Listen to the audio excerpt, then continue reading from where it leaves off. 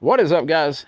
Welcome to the channel. You're watching Buchanan Motorsports, and today we've got a 300 milliliter Evil Energy catch can. Not a big fan of the name. However, we're going to review it. We're going to see what it's like. This is an Amazon product. $39.99. I could have went out, and I've had plenty of suggestions from talking with some buddies that, you know, to get some of the high dollar catch cans, $300-400 setups. But the average guy's not going to do that. So I want to give you some relevant content. So I'm going to do a budget-friendly catch can to put on our 5.3 V8. And let's see how it works. I'm going to come back after the fact after this install video and give you a review video, and we'll see how it really works. So follow along with us.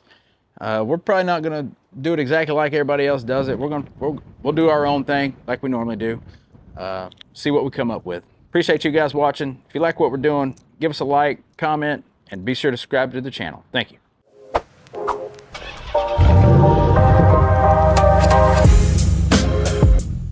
All right, guys, what are we working with? As I stated earlier, we got a Amazon Evil Energy 300 millimeter oil catch can. This is a baffled catch can. It comes with a couple hoses, assortment of some barb fittings, hose clamps, a couple pieces of hardware, a mounting bracket, the baffling material, the medium. You got your instructions, and this is the star of the show. This is the catch can.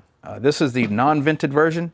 The vented version would have a hole in the top and allow us to put a filter on it so that the crankcase vent would not go back into the intake. It would basically be vented to the atmosphere. At this point, we don't want to have any of those smells, any of that kind of stuff. So we are going to send the vent back to the intake without the oil. So that's the whole purpose of the catch can, is to take those crankcase vent vapors that have the oil entrained in them, knock the oil out, put that clean material back into the intake manifold, and not have an intake manifold sitting there full of oil.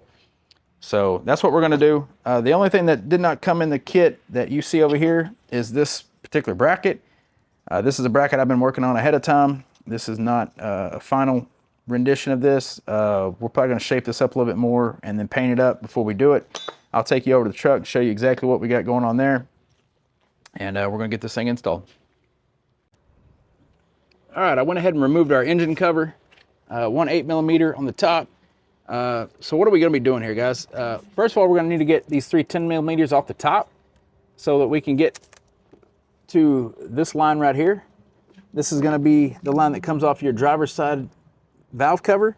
The PCV comes up and goes right back into the intake up here. So that's where we're going to be changing our routing of this particular vapor stream. Instead of coming out there, going straight into there, we're going to come out, go to our catch can, and then go back into the intake. So let me get those 3 10 millimeters out, and we will see what we need to do from there.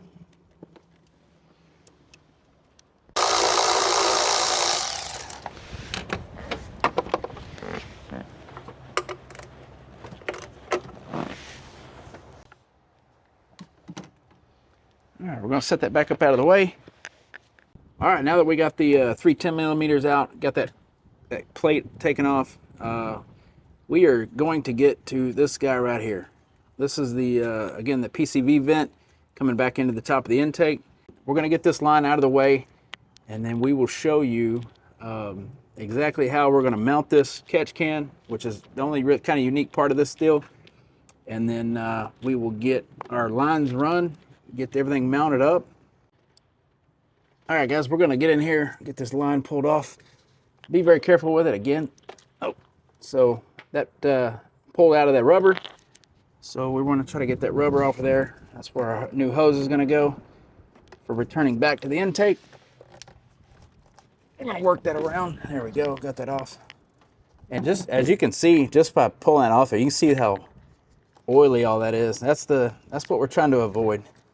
So I'm going to get back here. All right, ooh, pulled that, came off there pretty easy. All right, well, look at that.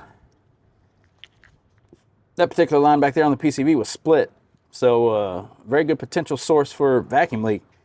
That's a pretty good find there, even if we weren't replacing this. that portion of hose needs to be replaced. But luckily, we're doing away with this piece. We're no longer going to need it. It'll go in our pile just in case we ever need it for a future project. Little stuff like this adds up, especially when you're building and doing different things. This one little piece could cost you $20-30. Who really knows? But anyway, we're gonna get our catch can over here. We're gonna show you how we get this mounting system taken care of. All right, guys, let's talk about mounting. Again, kit comes with this bracket right here. I've seen people use this bracket all over the place. A lot of people use it right here. Take these 2 bolts out, put it in right there, mount the catch can in this general vicinity like this, whatever. The only thing I don't like about that is the fact that it routes your lines out and you got to make some big swooping loops over here, and it's just some extra line, and I just don't want to junk this area up. So we are still going to mount the catch can in this general location because it gives us easy access to the be able to drain it, and the way I'm going to route my lines will keep this area available so we can service our spark plug wires, plugs, coils, valve train, whatever we need to get to, without a whole lot of disruption and a whole lot of need to remove this to be able to work on something. So that's why I kind of came up with this particular bracket right here. What I'm going to do is this bracket goes in here like this. I'm going to come down in here, attach this bracket to our alternator and power steering pump bracket that I have already drilled and threaded. And what that does is it allows me to put my lines kind of back up in here. I can route both of them right back up in here. One of them goes a short run right back to the intake. The other one goes back to the PCV area, and that's done. Again, leaving this whole area available to service our truck. So yeah, that's kind of what I came up with. All right, guys, this is kind of what we came up with. This is a piece of aluminum. Went ahead and drilled and tapped the bracket, not the aluminum here, but we tapped the bracket with a M8 125 and just used some hardware we had laying around. This is the supplied hardware for this. We'll throw some block washers on the back side, make sure that doesn't go anywhere. But I did mock this up ahead of time. I just wanted to test it out before I just went ahead and mounted it. I've rode around for about a week with it sitting just like this, and didn't have anything rattle loose, none of that kind of stuff. So that was before it was lockdown, you know what I'm saying? So I'm pretty confident we're going to be okay. Again, this gives us the ability to have our feel to our power steering available. Any kind of changes here we need to make to our battery box, little terminal connection, whatnot. So we're going to roll with it. Hopefully, if it doesn't work out, then guess what? We just find a different location to mount it, and just a little bit more time. But I think we're going to be okay. All right, this is the general routing of the hoses that I'm looking to try to get by with. Obviously, this hose is going to terminate into this connection, so we would cut it here, slide that on, and this hose goes back to the PCV, slide it on, make our connections, and be done. But this is kind of, like I said, this is why I wanted to kind of mount it the way I did and in the general location I did, just because I like this. Looks a lot cleaner. I can get to what I need to over there. I think it's going to work out all right for us. So let me get this pulled back off. I'm going to Teflon the threads here. We're going to get our baffle material stuck inside the catch can itself, and we will start putting this stuff back together. All right, guys, we got the catch can back out. We got Teflon put on our connections. We're going to get these threaded in. Appears to be a 19 millimeter. So we'll get that snug down. They sent some O-rings over here. I'm not sure if this is like a universal package of stuff that they send for the majority of their kits. I don't see anywhere where these O-rings are supposed to go. So we will keep those just in case. And probably instead of using these hose clamps, I've got some metal, kind of like metal zip ties and a tool to utilize that over there. That's probably what I'm going to use. in lieu of using those cheaper zip ties, or excuse me, cheaper hose clamps. So I'm gonna get this snug down. Don't go crazy here. Just nice and snug. All right, that's done. Let's open this catch can up. Try not to tear stuff up. Let's take this little baffle out of here. And the way I understand this is that this material right here is designed to be placed into this right here. And that's what's going to help filter your oil out of your vapor. So let me get a pair of scissors. We'll cut this down because there's no way that all that's going to go in there like that. That would be too much. Good night. Make sure you kind of shake all this out. There ain't no little fragments up in there that are going to get pulled off into your intake. All right, so we'll get that stuffed in there.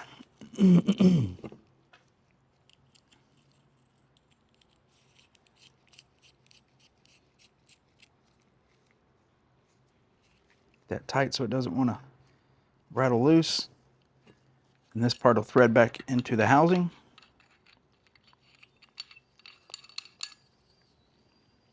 Again, snug it down. We're going to put this back together.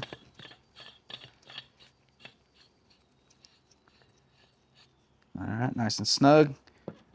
Just in case you weren't wondering what this little piece was, this is actually your like dipstick. So what I suggest doing is coming in here and marking, putting it back in there, marking a full line, wherever you think that may be, whether it's just a scribe. I doubt that like a marker or anything is going to stick to that. Even a paint marker would probably eventually wear off, but maybe just kind of give you a little scratch line in there, whatever you determine your full line would be, so that you don't overflow this thing. Actually, let's see where that may actually be. Okay, so that gives you an idea right there. So if this is your inside, you don't want your liquid coming up beyond this point right here, because then at that point you've now trying to push vapor through liquid, and you're either going to put the liquid straight back into the intake, or you're going to render your PCV or your crankcase vent, excuse me, basically useless, because it can't overcome this head pressure. So I'm probably going to mark me a line right about here. Gives me about a quarter of an inch or so before it's actually full. And you can see that on both sides. See that little line? That'll kind of give me an indication of when I need to drain this thing.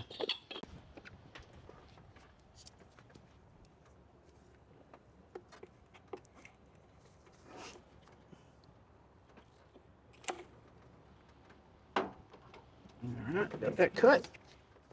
Put that hose out of the way. We'll get this pushed up on there.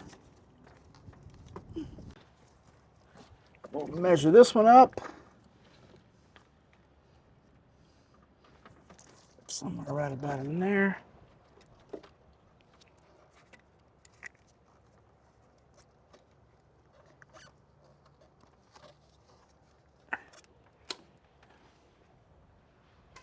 All right. That one cut up. Get this one press fit. All right, guys, I want to bring you in, show you kind of what we did here. Went ahead and got our lines secured in place. We got our metal zip ties in place so that we don't have any leaking there. We routed our hoses up into the intake on the return side, and the feed or the supply coming to the catch can, coming off our PCV, running up there. What I am going to do is I'll get some of those separators that come through here. We'll try to dress this up a little nicer so that it doesn't look quite so trashy. And anyway, we'll put our engine cover back on, and this project will be wrapped up, other than me just modifying and massaging the look of this bracket. Again, I'm sure y'all not worried about that. Y'all were more worried about how it's mounted and functionality. So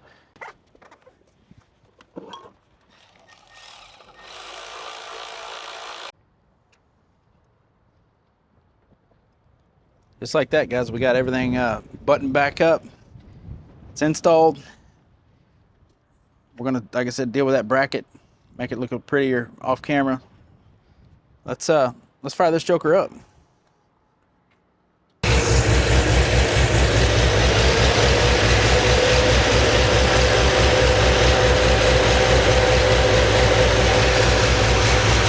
So far, so good.